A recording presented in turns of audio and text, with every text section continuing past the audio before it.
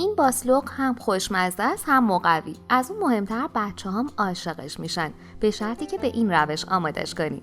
دکمه سابسکرایب رو هم بزنید تا این آموزش رو همیشه داشته باشید. داخل قابلمه یه پیمانه نشسته و 3 پیمانه آب رو به تدریج اضافه و مخلوط کنید.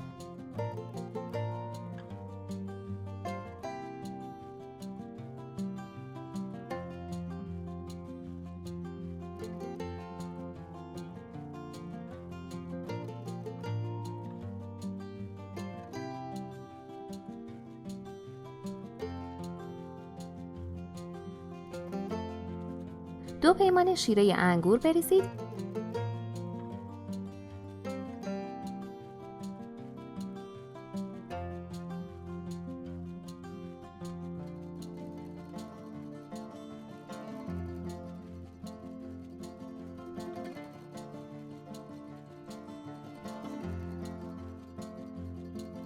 و روی حرارت ببرید. مدام هم بزنید.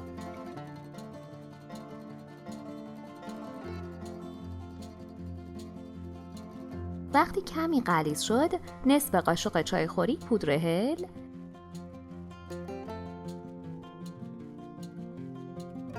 مقداری عصاره زعفران. برای اینکه کانالمون رو گم نکنی و از آموزش‌های جدیدمون خبردار بشی، دکمه سابسکرایب و زنگوله کنارش رو حتما بزن. نصف پیمانه گلاب،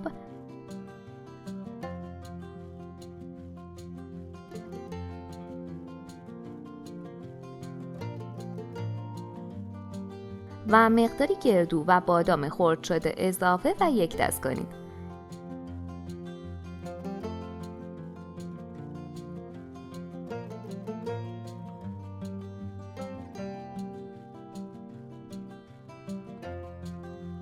در قابلمه رو بذارید و 1 ربع زمان بدید.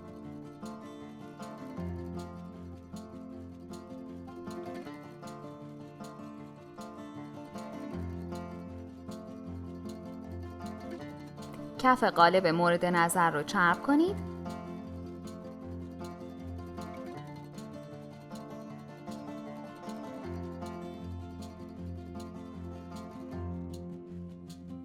مواد رو داخلش بریزید.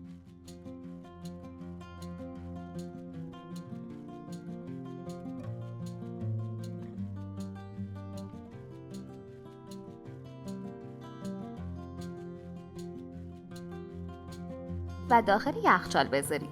بعد از 3 ساعت به راحتی برگردونید و به همین سادگی باسلوق ژله‌ایتون آماده است.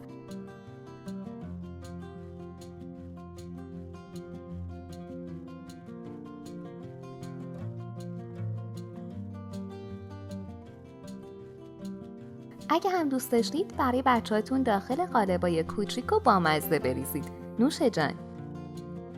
آیا میدونستید که میتونید با زدن دکمه تانکس در زیر همین ویدیو هر چقدر هم که کوچک باشه به همون کمک مالی کنید و این باعث میشه بتونیم ویدیوهای خیلی با کیفیت‌تر و متنوع‌تری برای شما عزیزان آماده کنیم.